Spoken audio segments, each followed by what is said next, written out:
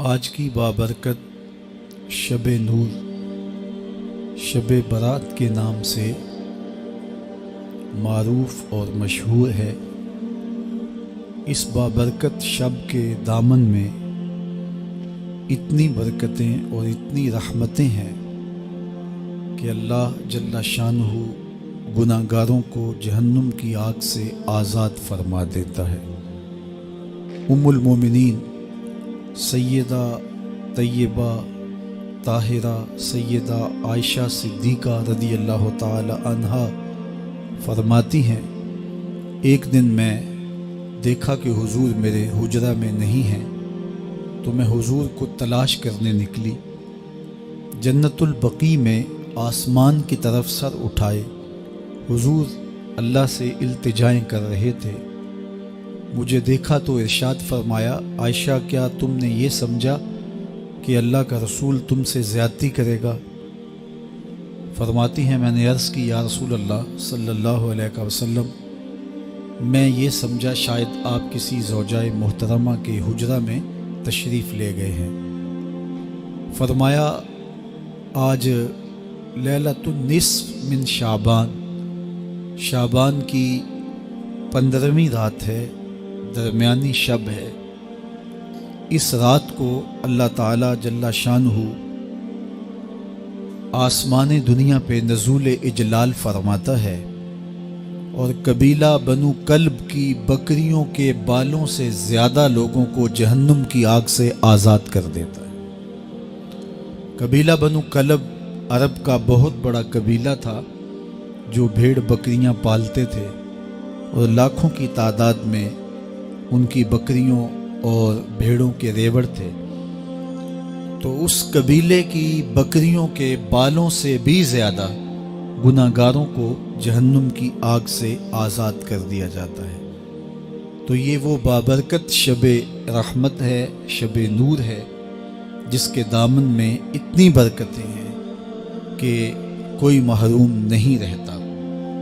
صرف وہ بد نصیب لوگ جو شرک میں مبتلا ہیں، جو سخت کینہ پرور ہیں، جو قطع رحمی کرتے ہیں، قاتل ہیں، عادی شرابی یا بدکار ہیں، انہیں اس مبارک رات میں محروم رکھا جاتا ہے، ورنہ اللہ کی رحمتوں کا عموم اس بابرکت راتوں میں اس قدر ہوتا ہے کہ کوئی گناہ گار جو اس کے حضور ہاتھ دعا کے لیے اٹھاتا ہے اور اپنا دامن پھیلا کے اس کی رحمتیں مانگتا ہے، اسے محروم نہیں رکھا جاتا، بلکہ اللہ سب گناہ گاروں کو جہنم کی آگ سے آزاد کر دیتا ہے۔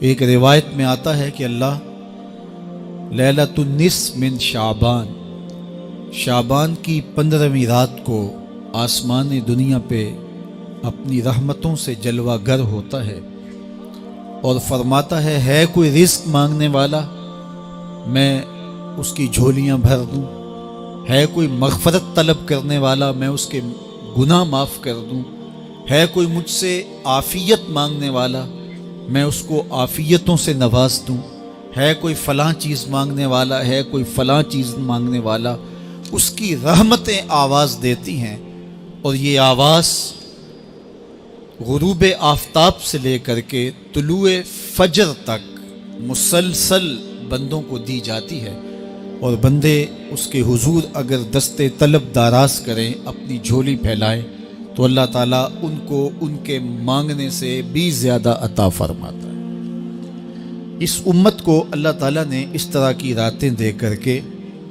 مغفرت، بخشش، غفران اور رحمتوں کی فراوانی نصیب کی ہے۔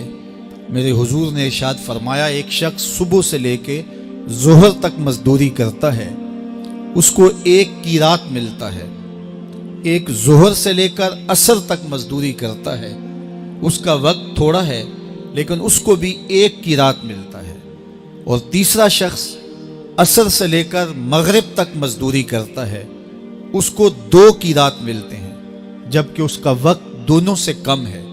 فرمایا پہلی مثال یہود کی ہے، دوسری مثال نصارہ کی ہے، اور تیسری مثال میری امت کی ہے کہ اس کو تھوڑے عمل پر زیادہ ثواب دیا جاتا ہے۔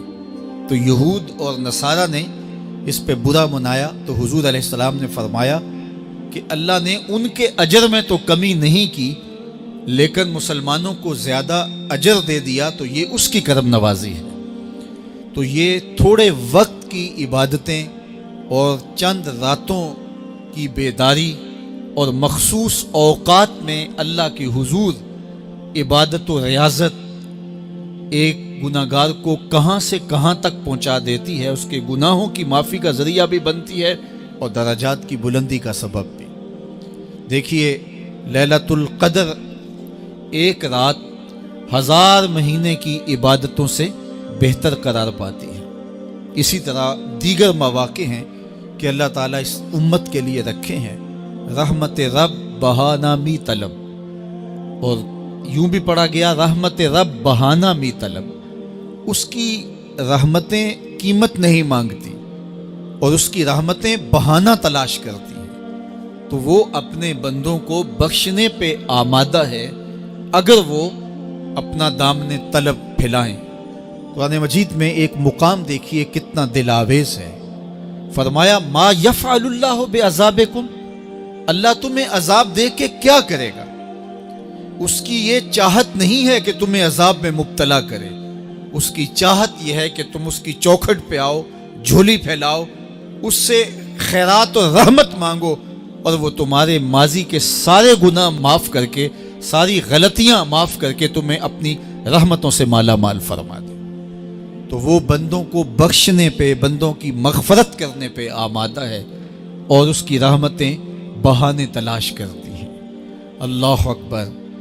اور دوسری جانب اس کے بندے، اس کے مملوک، اس کی مخلوق، اور مخلوق کی گناہگار اور نیکوکار اس کی رحمتوں کے طالب ہوتے ہیں، بلکہ وہ گناہ کرنے کے بعد جب معافی مانگتے ہیں تو اللہ کو یہ معافی بہت پسند ہے۔ معافی مانگنا، اس کے حضور اپنے دامن کو پھیلانا، وہ اس کو بہت زیادہ محبوب ہے۔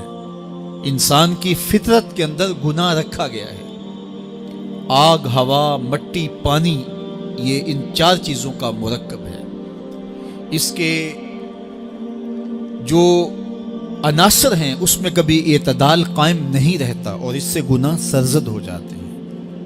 گناہ کرنے کے بعد بندے کا اس گناہ پہ اصرار کرنا، اڑ جانا، ضد کرنا، توبہ نہ کرنا اللہ کو یہ پسند نہیں، لیکن اگر اس سے گناہ سرزد ہو جائے تو پھر وہ توبہ کر لے تو اللہ کو یہ بہت زیادہ پسند ہے۔ جو اس سے ہو سکے نیکی وہ اللہ کے حضور پیش کرے، لیکن اس کے اندر جو شر رکھی گئی ہے، اس کے اندر جو قوتیں گناہ کی رکھی گئی ہیں، اس سے اگر اس سے گناہ سرزد ہو جائے تو پھر وہ اللہ سے توبہ کرے، اللہ کی طرف رجوع کرے، تو اللہ اس کی توبہ کو نہ صرف قبول کرتا ہے بلکہ اس کے گناہوں کو معاف کرتا ہے اور گناہوں کو بدل کے نیکیوں میں تبدیل کر دیتا ہے۔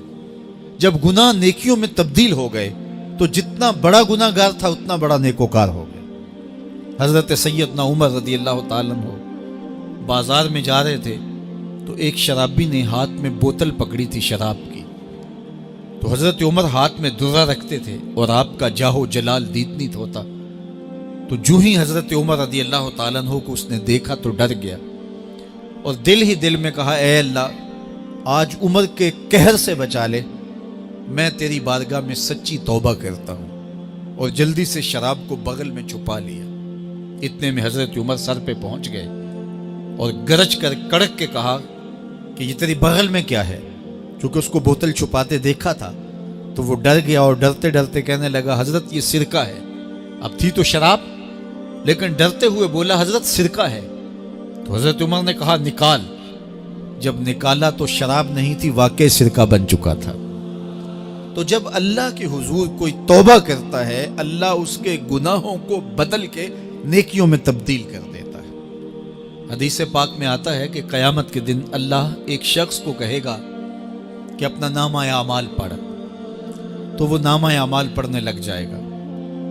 تو نامہ اعمال کے اندر چھوٹے گناہ بھی ہوں گے، بڑے گناہ بھی ہوں گے، تو اللہ سے حیا کرتے ہوئے، شرم کرتے ہوئے وہ بڑے بڑے گناہوں کو چھوڑتا جائے گا اور چھوٹے چھوٹے گناہوں کو پڑھتا رہے گا۔ جب وہ سارے گناہ پڑھ چکے گا اور کتاب ختم ہوگی تو اللہ تعالیٰ اسے فرمائے گا، میرے بندے تو نے یہ جتنے گناہ پڑھے ہیں میں نے سب کو بدل کے نیکیوں میں تبدیل کر دیا۔ تو بندہ کہے گا، اللہ ابھی تو میرے بڑے بڑے گناہ رہتے ہیں جو میں نے پڑھے ہی نہیں۔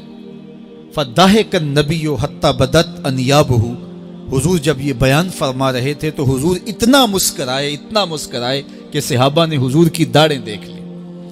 تو پہلے وہ بڑے بڑے گناہ چھوڑے جا رہا تھا، لیکن جب اللہ فرمائے گا کہ میں تیرے گناہوں کو بدل کے نیکیوں میں تبدیل کر دیا، تو وہ کہے گا ابھی تو بڑے بڑے گناہ رہتے جو میں نے ابھی پڑھے ہی نہیں۔ تو جب کوئی بندہ اس کے حضور توبہ کرتا ہے، اللہ یہ نہیں دیکھتا اس نے گناہ کتنے کیے ہیں، یہ دیکھتا ہے بندہ آیا میری چوکھٹ پہ ہے تو اللہ اس کے پچھلے سارے گناہ معاف فرمائے۔